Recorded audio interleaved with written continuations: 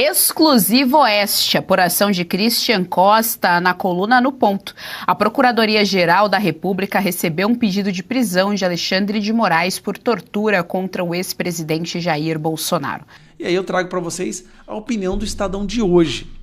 Só faltou falar que o Dias Toffoli está envolvido no esquema do caso Masters. É só o que faltou, porque todo o resto está aqui, ó. Supremo deve respostas ao país.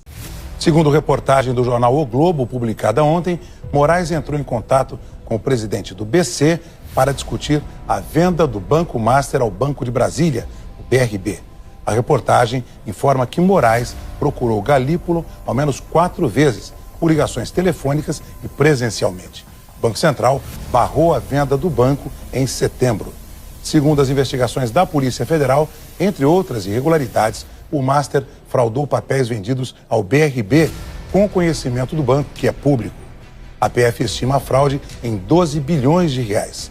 Ainda de acordo com o jornal O Globo, a mulher de Moraes, a advogada Viviane Barsi de Moraes, tem um contrato de prestação de serviços com o Banco Master, que previa o pagamento de R$3.600.000 mensais durante 3 anos a partir de janeiro de 2024, o que renderia 129 milhões de reais no total.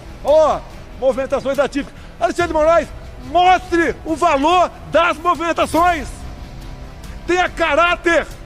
Mostre o valor das movimentações. É só tentativa de desgaste. Isso é bem claro, Alexandre de Moraes. A minha esposa não tem escritório de advocacia. Mostre a verdade. Você está ajudando a enterrar o Brasil por questão pessoal. Não sei o qual, mas é pessoal. Vocês botarem um pinguço para dirigir o Brasil, um cara sem qualquer responsabilidade, que tem um rastro de corrupção, um rastro de deboche para com a família brasileira, de ataques a padres, a pastores, de ataque às Forças Armadas, de ataque aos policiais. Vocês acham que vai dar certo? Adivinha quem foi a pessoa que teve o maior crescimento patrimonial do mundo em 2025? Bill Gates? Ah não, Bill Gates não. Bill Gates é dono da Microsoft. A Microsoft não tá mais lá aquelas coisas, né? Quem que é Bill Gates? Né? Quem que é Bill Gates? Não tá mais aquelas coisas. Ike Batista? Não, Ike Batista já era, né? Já era, ó. Meteu o papo aqui, mentiu pra geral. Não tem mais como crescer patrimônio dele, não. Já era, acabou. Elon Musk? Não, Elon Musk teve um bom crescimento. O crescimento patrimonial dele foi alto, só que não comparado ao primeiro lugar. Ainda o Elon Musk fica no chinelo ainda. Adivinha quem foi? A pessoa que teve o maior crescimento patrimonial do mundo em 2025 foi a Viviane. Aí você deve estar se perguntando, mas que diabo é Viviane, rapaz? Meus queridos amigos, prestem muita atenção porque o negócio está ficando mais sério do que imaginávamos para o lado de Alexandre de Moraes. E a cada minuto que passa, fica mais próximo de ele pagar por tudo que ele está fazendo. E o que você acha? Realmente está próximo de ele cair e começar a pagar por seus erros? Comente aqui a sua opinião, que eu quero muito saber. O que está acontecendo neste momento é que a mídia está se esforçando para esconder as reuniões secretas em Brasília, pois tudo isso está vazando e chegando ao mundo todo. Tudo o que está acontecendo já está repercutindo e ninguém mais consegue segurar. O Brasil está em um barril de pólvora pronto para explodir.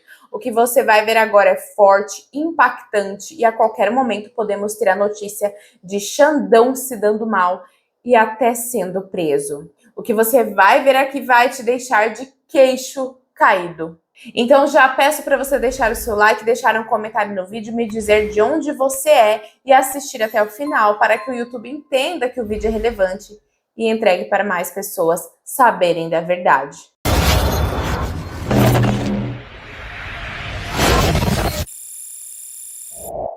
Sejam muito bem-vindos, eu sou a Ana Garcia e Descobrindo é Mais Que o Nome, é minha missão. Agora vamos a essas notícias que, confesso, me deixou impactada.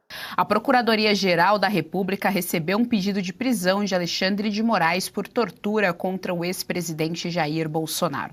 No documento assinado pelos advogados Paulo Faria e Felipe de Oliveira, obtido em primeira mão pela revista Oeste, a defesa alega negligência sofrida por Bolsonaro após se acidentar com sofrimento físico e psicológico relevantes.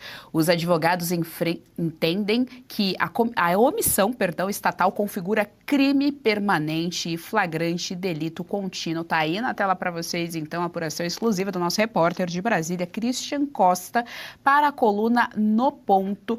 Urgente.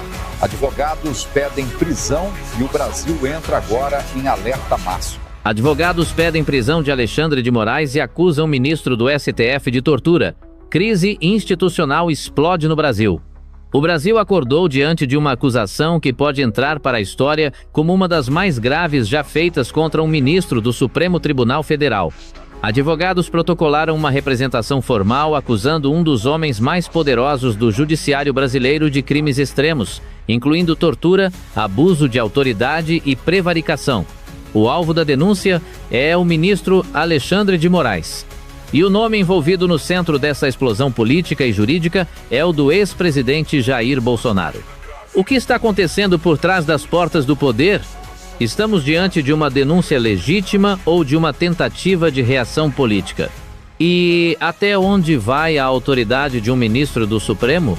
A crise ganhou forma quando os advogados Paulo Faria e Felipe Rocha apresentaram uma representação formal à Procuradoria-Geral da República, comandada por Paulo Gonet. No documento, eles pedem algo que até pouco tempo atrás parecia impensável: a prisão de um ministro do STF em exercício.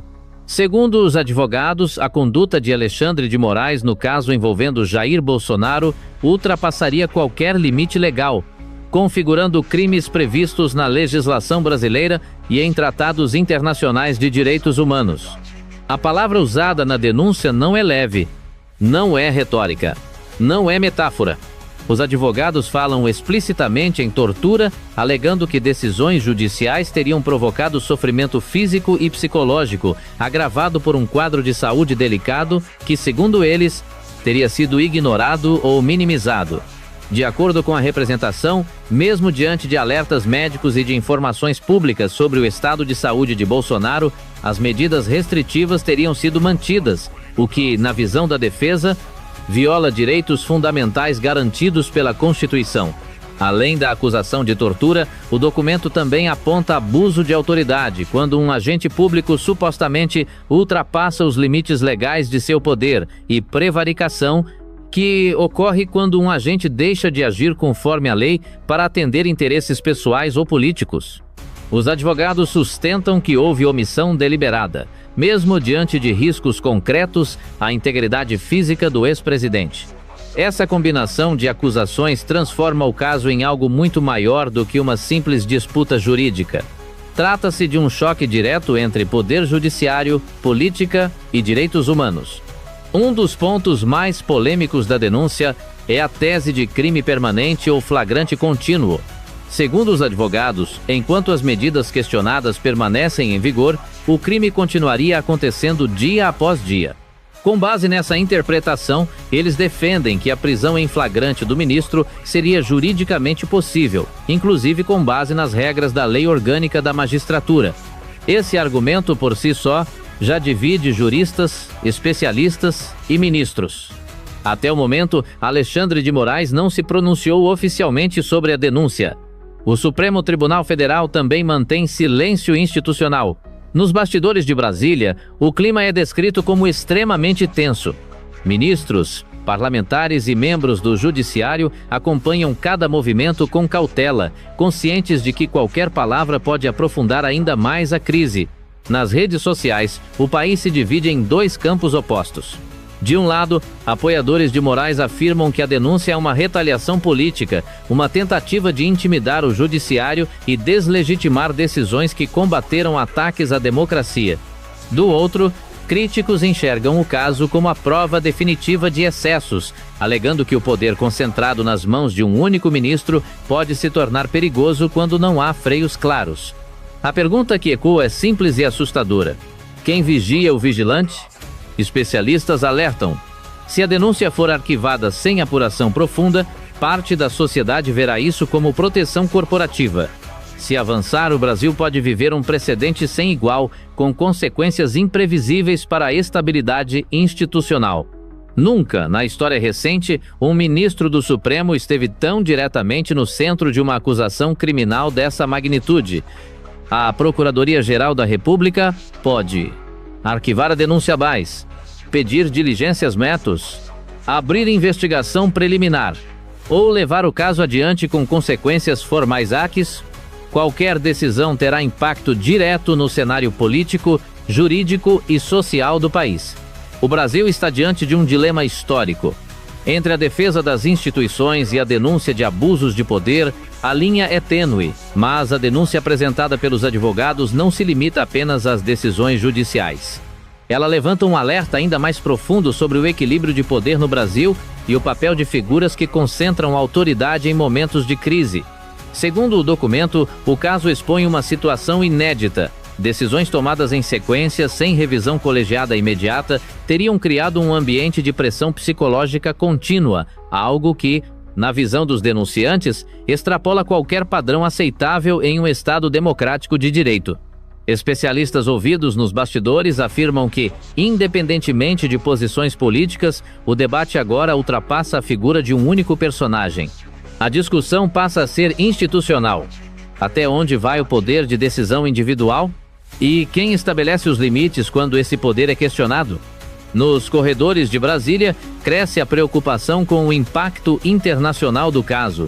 Organizações de direitos humanos, juristas estrangeiros e observadores políticos acompanham os desdobramentos com atenção, avaliando se o Brasil pode enfrentar questionamentos em instâncias externas, caso as denúncias não sejam devidamente esclarecidas.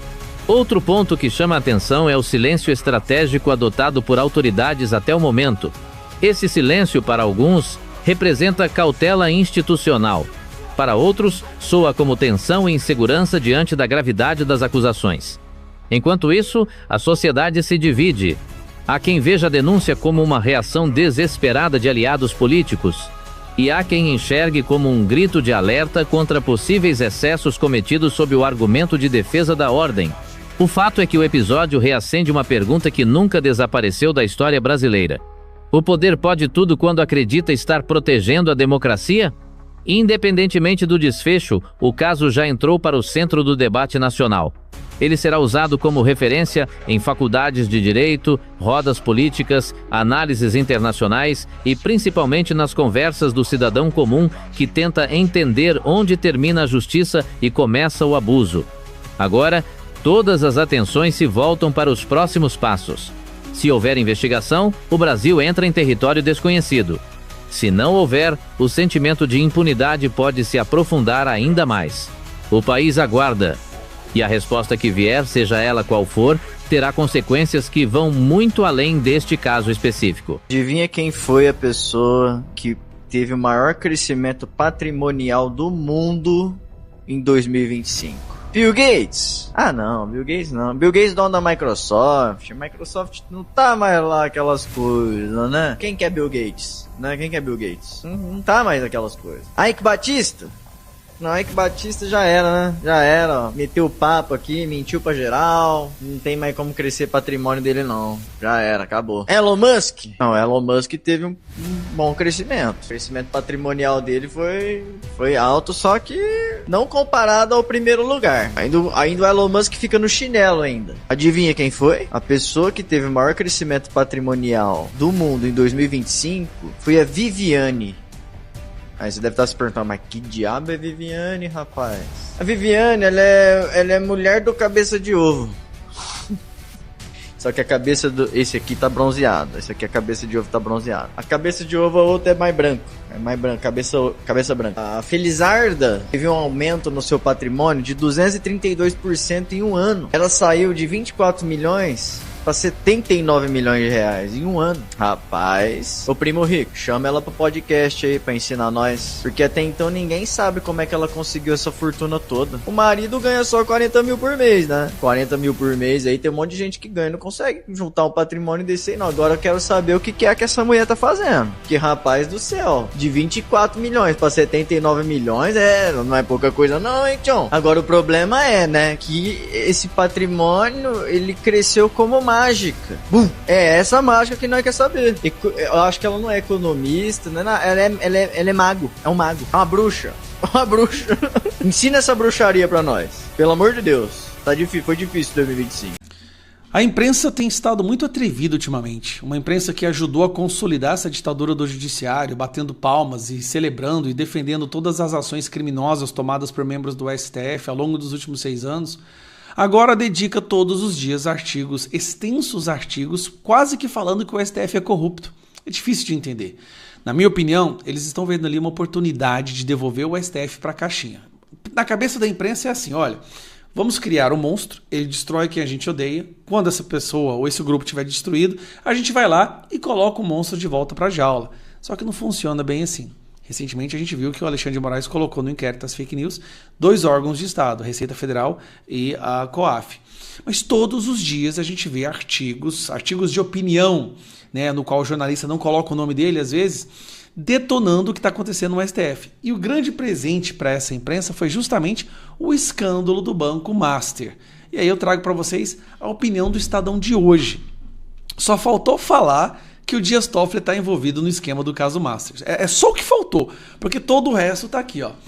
Supremo deve respostas ao país. A atuação heterodoxa, para não falar ilegal, de ministros do STF em torno da liquidação do Banco Master destoa do padrão institucional observado em crises bancárias anteriores e exige uma explicação clara à sociedade. O sistema financeiro nacional, aqui ele vai elogiar o sistema financeiro nacional, falando que o Brasil é maravilhoso, desde a redemocratização, o Brasil não sei o quê. E aí vem a parte principal. É justamente por isso que causa perplexidade o alvoroço em torno da liquidação do Banco Master controlado por Daniel Vorcaro.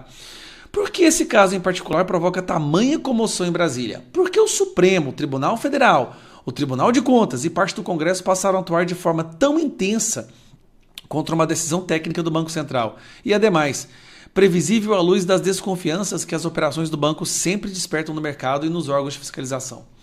A estranheza não é só desse jornal. Como observou o economista Marcos Lisboa em entrevista recente ao Estadão, o Brasil lidou com o descontrole de bancos privados com absoluto sucesso nos últimos 30 anos, sem que Lisboa jamais tenha testemunhado reação semelhante a uma decisão do Banco Central. Ainda assim, iniciou-se uma campanha de descrédito contra a autoridade monetária que ecoou instituições. Aí, no Supremo, a heterodoxia é particularmente inquietante. O caso foi para a corte sem quem haja investigados com foro por prerrogativa de função, que foi o que o Dias Toffoli sequestrou o caso, né?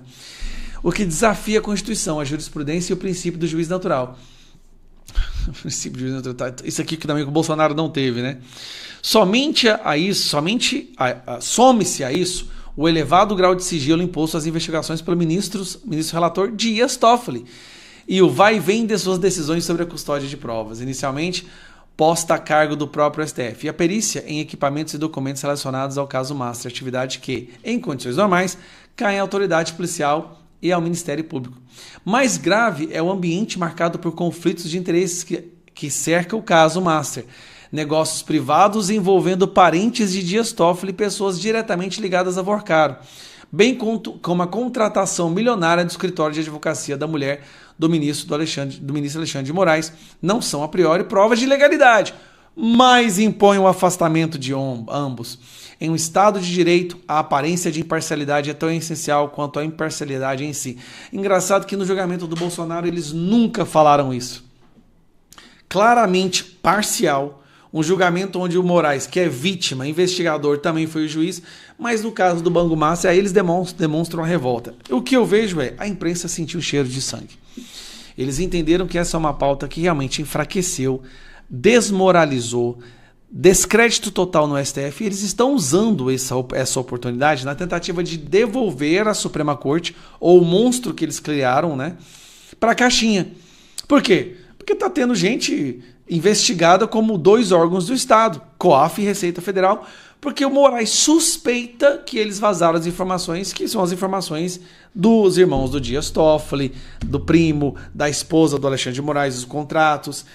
Que medo é esse? Pô, será que eles têm medo que o COAF possa vir a vazar movimentações bancárias dos escritórios de advocacia dessas pessoas? Da esposa do Dias Toffoli, da esposa do Moraes, dos irmãos do Dias Toffoli, do primo do Dias Toffoli? Será que é isso que é o medo deles? Bom, a imprensa percebeu que essa é a oportunidade de baixar a crista da Suprema Corte e estão todos os dias soltando matérias. Essa daqui, por exemplo, essa aqui é da Folha de São Paulo, né? De hoje, Toffoli, acordões, centrões e o novo sistema de corrupção institucional do Brasil. Isso aqui é uma matéria longa, eu não vou ler, mas basicamente está falando que o STF meio que faz parte do novo sistema de corrupção. Rapaz, estou achando que esse ano vai ser um ano muito difícil para o STF. O que é bom, isso pode gerar um ambiente onde a direita possa fazer campanha, possa ir para cima, o Bolsonaro possa voltar para a casa dele, as pessoas não sejam censuradas no período eleitoral. Então, nesse momento, eu só estou torcendo para a briga.